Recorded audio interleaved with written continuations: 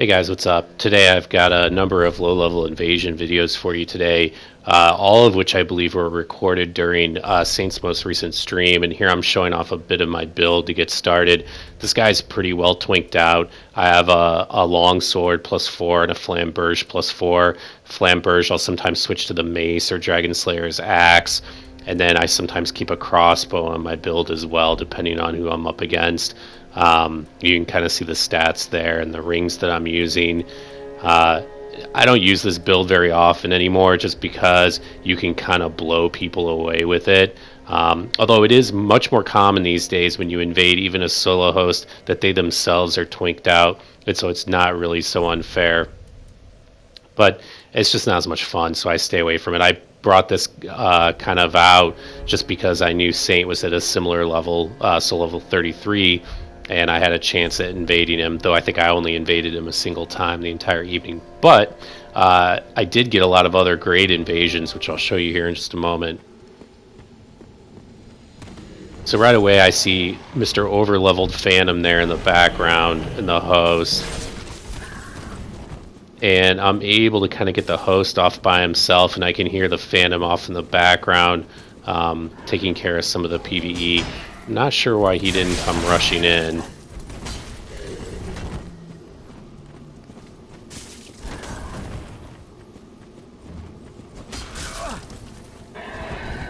I find bleed is really effective at this level with my flamberge if I put Carthus Rouge on it.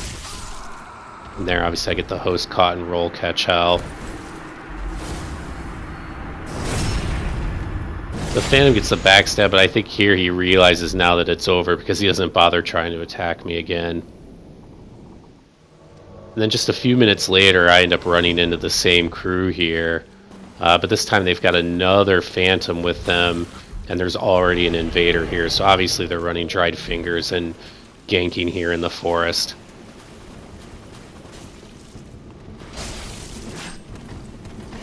So I come in and try and relieve some of the pressure on the red. And the Phantom with Freedy's Scythe is laggy as hell.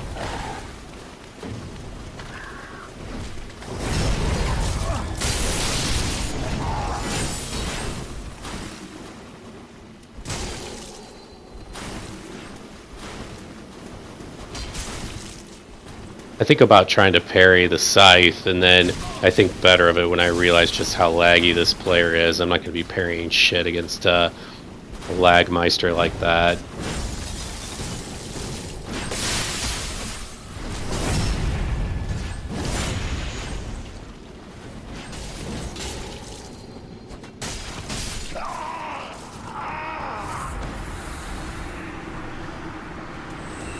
With two invaders and the host and his Phantom, they're in pretty big trouble at this point. One thing, and I've heard people give me this feedback, and I've taken it to heart, and I've changed my playstyle. I'm more aggressive about shielding now. When I don't intend to attack and I'm just trying to pressure a host or somebody, I'll keep my shield up now, whereas I didn't used to do that, and I would end up taking some stupid damage because of it. You just have to be careful of people kicking, especially at low levels, because you're not going to be able to withstand a single kick without your guard getting broken. And then you also have to be careful of like weapon arts that can guard break. Obviously I thought I had that spaced, but nope.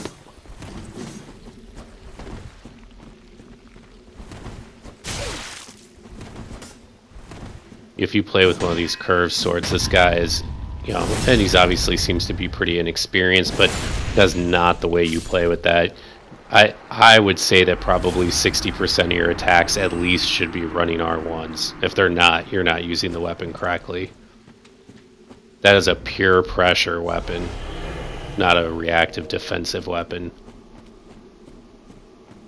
I think you actually need to be somewhat skilled to use that weapon.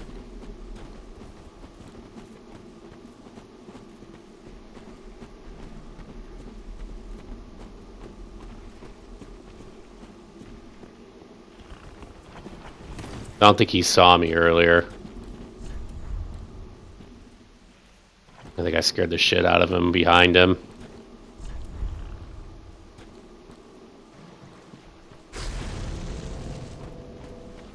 So normally against an ultra great, I would feel pretty good about my chances, but because I'm using a greatsword, I don't feel nearly as good about my chances. It's a little slower, so I think the ultra great probably fairly even match at this point.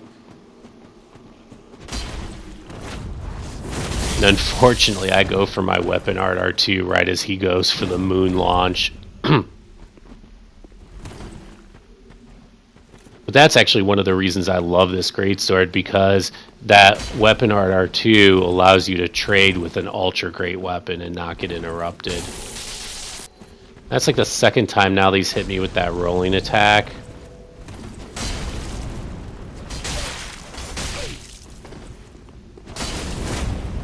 And I somehow whiff that weapon art and go right past him. Not sure how that happened. I end up losing the fight as a consequence.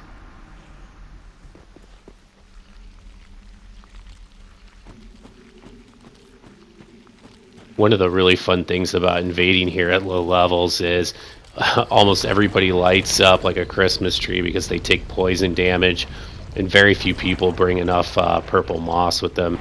When I started invading here, I had like 80 of them, and I probably wound up with about 30 by the time I was done.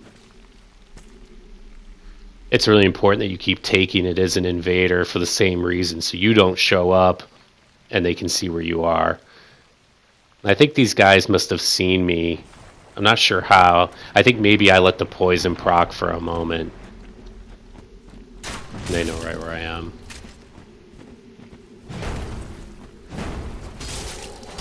And he should not have swung that second time. It let me space him.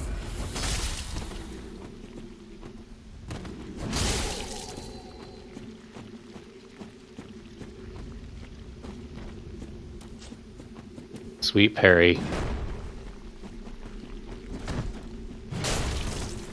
And unfortunately that weapon one-handed is too slow, or even if you kick somebody, which is a good idea, you're not going to be able to hit me. That's why if somebody kicks you like that, you want to make sure you don't panic roll. And there I was roll catching him and half expecting the parry attempt, so I purposely delayed my last R1 by just about a quarter of a second.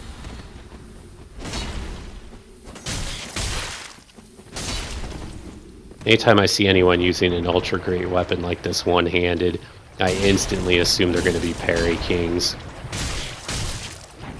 I've mentioned it before, but parry kings tend to travel in packs, so because I saw the earlier guy trying to parry, I suspected pretty strongly that this guy would try it as well. But I think he came to his senses and two-handed his weapon. Not that it really mattered in the end, but it was still the smarter thing to do. I also see a lot of people make the mistake with that weapon where they do the kind of that overhead R1 and then they do the follow-on R1 with that kind of shovel motion. And that's a great follow-on, but you don't want to use it all the time, and you especially don't want to use it if somebody's outside of range.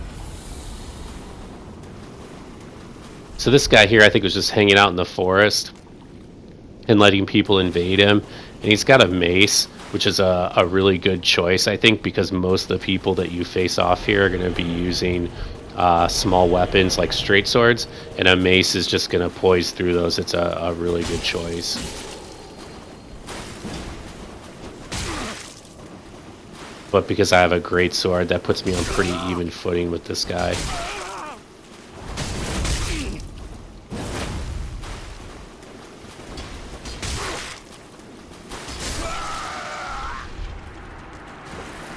I'm able to put him away pretty convincingly, though. That fight went about as well as it possibly could have. I felt really good about that, but I imagine if I were to fight that guy again, it probably would not have gone nearly as well for me. I think just about every read I had was on point, which is as much luck as anything else.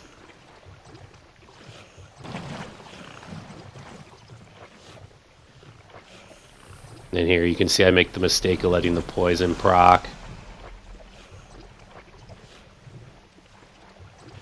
It really robs you of your element of surprise.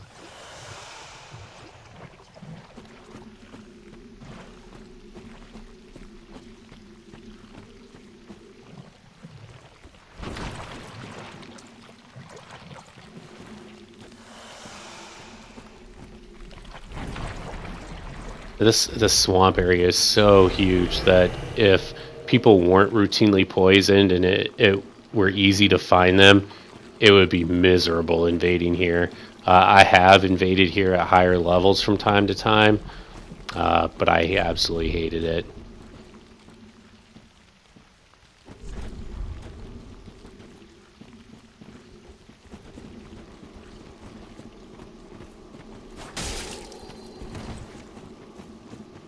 So we've got Cestus, somewhat laggy player, and a katana. And with the katana one-handed, obviously you get the charged R2, the one-handed R2, which is a really good move. But in my view, you give up so much else when you one-hand it that I don't think it's really worth it, except maybe as a mix-up.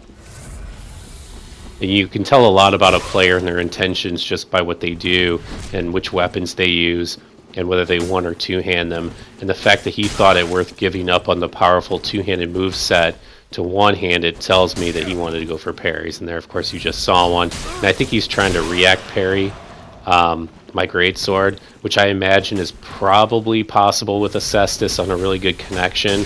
But here, I don't think he's going to have much luck. So I'm kind of ignoring his parry attempts and just trying to focus on being unpredictable, all the while understanding that these guys get lucky. Sometimes I had somebody get lucky against me the other day, and it was really frustrating, but there's just nothing you can do about it. So best just not to dwell on it. Don't think too much about it.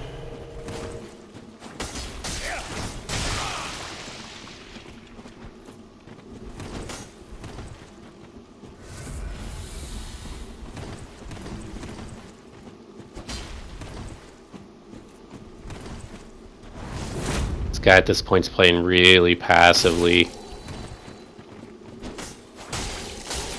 That's a good bit of spacing on his part. He's playing really passively, which makes greatsword a difficult choice. And I see that the blue's kind of in on the way now. So I'm kind of biding my time. Now he starts kicking, which is also a smart move. But I'm kind of listening out for that blue, and as soon as he gets close, I'm going to have to figure out what I'm going to do.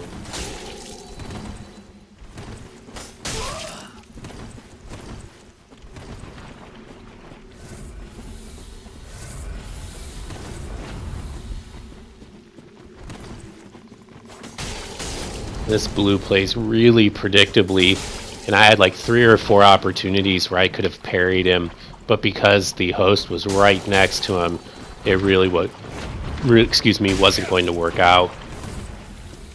He consistently attacks out of stun. He does the running L1 and then immediately follows it up with R1s and L1s. And I'm not sure why, but katana jumping attacks have some of the most ridiculous hitboxes on the planet.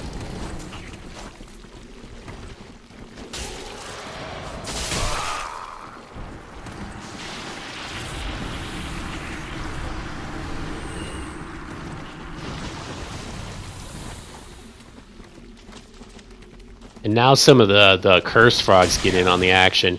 And truthfully, had the blue not shown up, I would have probably backed off and let him take care of the frog. But the fact that he felt free to gank me with the blue, which was totally his right. He wasn't doing anything wrong by doing that. But then I'm not doing anything wrong either here using the frog, and I'm going to use the PvE to my advantage.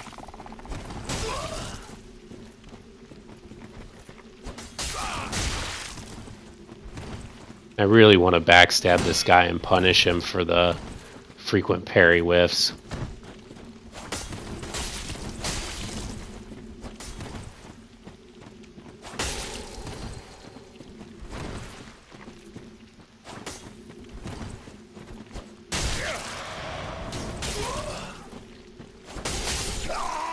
I'm finally able to put him down. That player seemed like he was on the cusp of being good. He just needs to lay off the parries and focus more on things like spacing.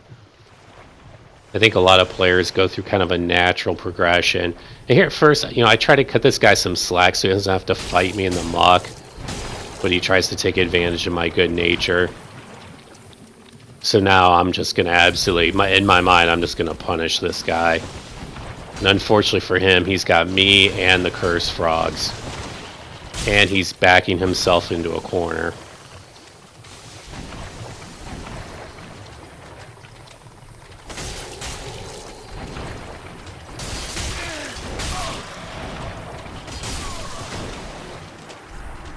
But most players go through a progression where they realize that parries are flashy and it's so seductive. That gong noise when you get one and you get a nasty riposte, like, it's so awesome. I mean, I still love it, but you just come to the realization that you start parrying less and you start winning more, and you start to see the connection, and then you start paying more attention to how often you whiff and how often those whiffs end up costing you damage. And the other thing I realized is, if you have enough of a read on an opponent that you can predictably parry them, then you can still beat them in other ways. Like, there's circumstances in which I think parries are warranted.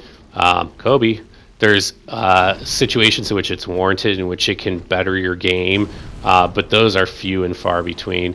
And this was kind of cool. This guy's quick stepping through the muck, and I catch him with 2 fire bombs. I would not have thought that that would be even possible. I would have thought he would have quick stepped right through it.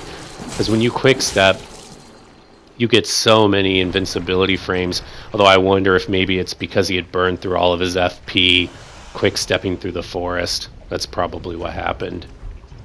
Normally, if he had had FP, I'll bet that would not have damaged him. So this is the last fight.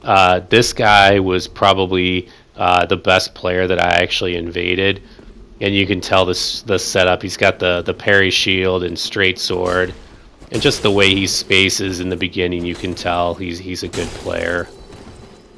And I think the one mistake I made here was when I realized how good he was, I probably should have abandoned the greatsword. I should have probably gone straight to my straight sword.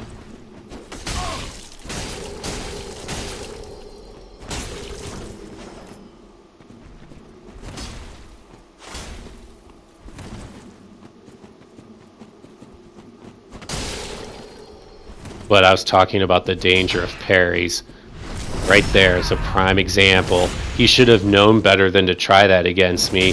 He went for a setup parry and ended up almost costing him the fight, because I got the backstab and then I got the wake up R2 punish. And I think the only reason I didn't kill him was because I didn't have the Hornet ring on.